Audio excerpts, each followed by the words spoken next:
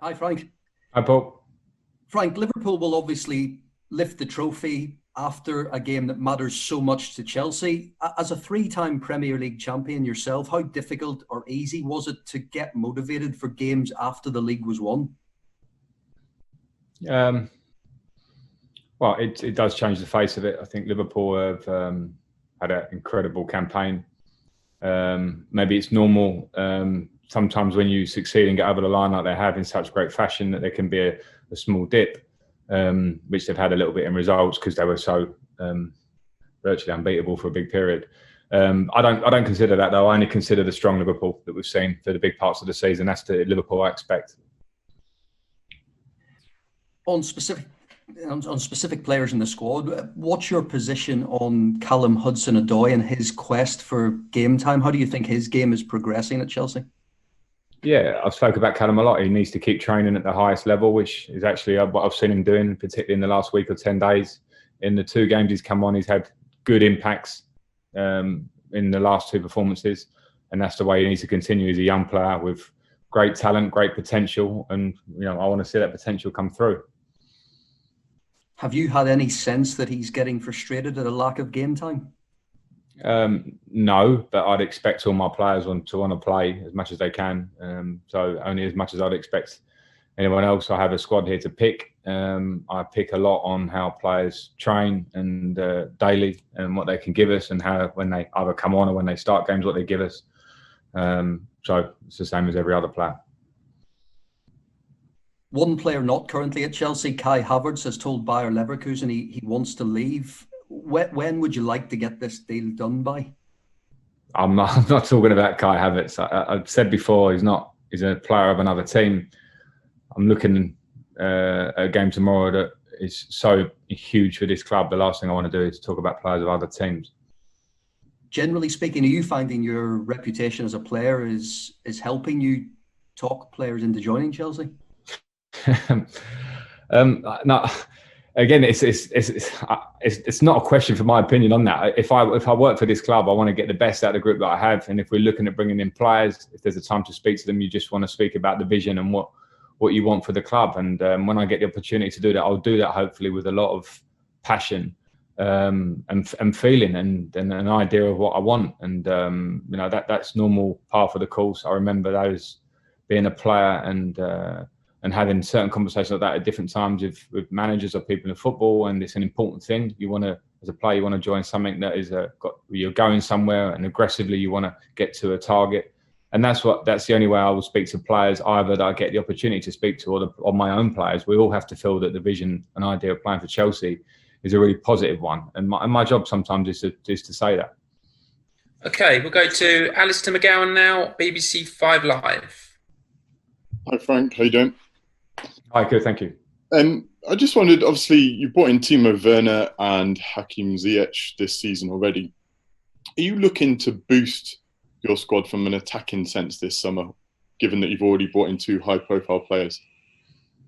We will cross that in the summer. The idea of the two players we brought in, of course, they're attacking talents, and you bring in players like that to try and improve what you have at your disposal. Now, we know there may be players moving on naturally, ending contracts.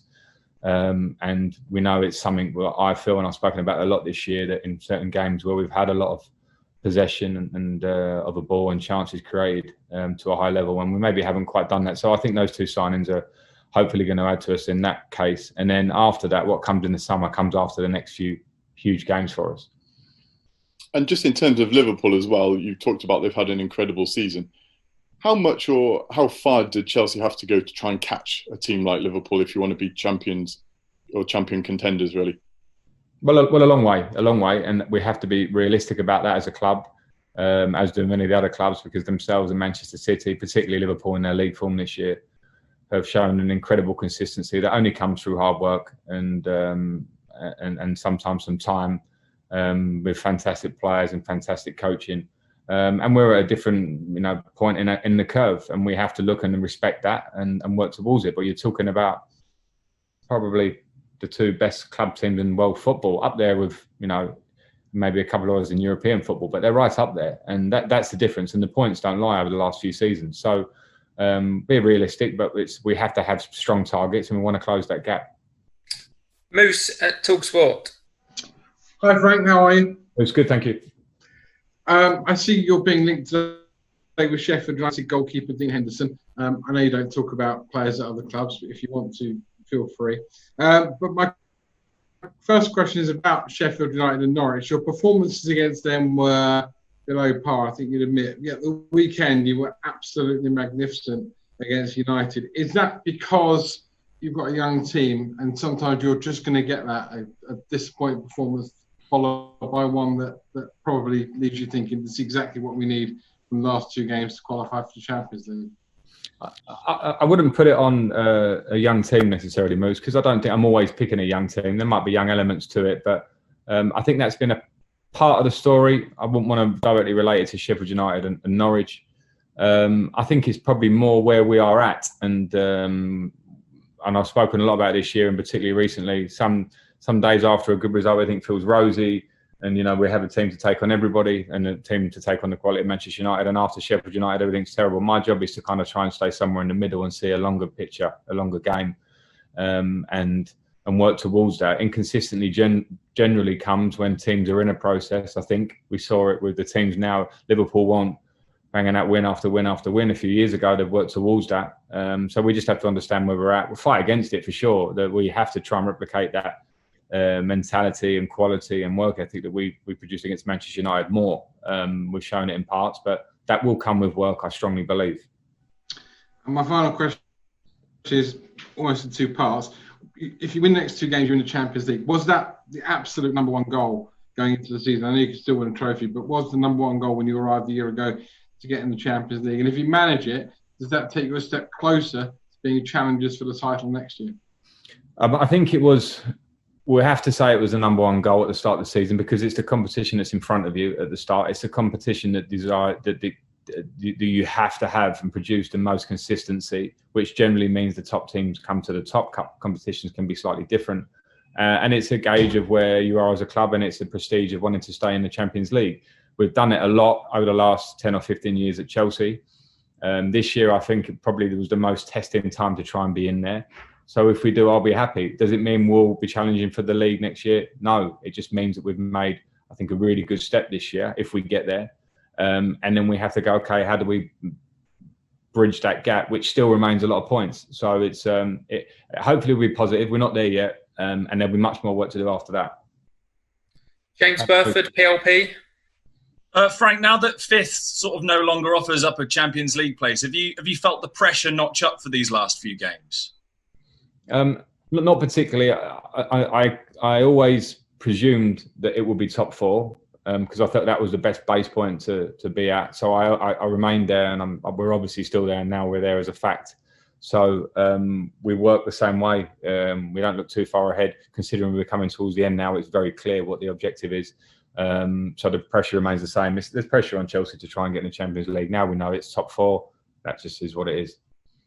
Hi, Frank. I wanted to ask sort of two questions. Just a quick one with Pedro. One, please, Nazar. We've got to keep quick. Thank you. All right. Okay. With Willian and Pedro, have you had assurances that they can complete the season with their short-term deals? You've got the FA Cup final and Champions League a bit later now in August. You've Nazar, you caught me on the hop with that one a little bit. I have a presumption that they will do.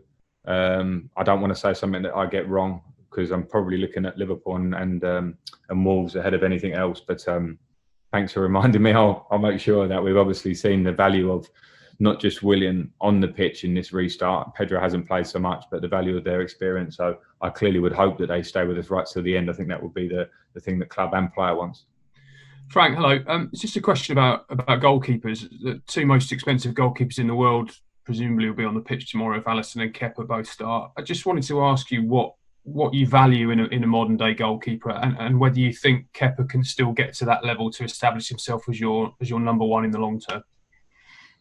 I mean, what do I value in a goalkeeper? I think clearly you want them to be able to be as talented to keep balls out of the net. It's old school, but it's obviously their first and foremost job, and what a goalkeeper should keep as closest to their heart. The idea of clean sheets. It's not always culpable solely on them, of course, but for a keeper to have a real desire and a talent to produce that.